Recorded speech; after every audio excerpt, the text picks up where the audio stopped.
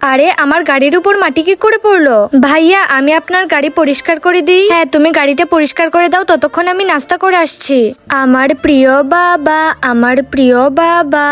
বাবা আমি তোমাকে খুব মিস করি। যদি আমার বাবা থাকতো তাহলে এই গ্যারেজে আমাকে আর কাজ করতে হতো না। আমার বাবা থাকলে আমাকে এই সময় স্কুলে পৌঁছে দিয়ে আসতো। এই মেয়ে, তুই গাড়ি পরিষ্কার না করে এখানে ঘুমাচ্ছিস? হ্যাঁ ভাইয়া এখনই পরিষ্কার করছি।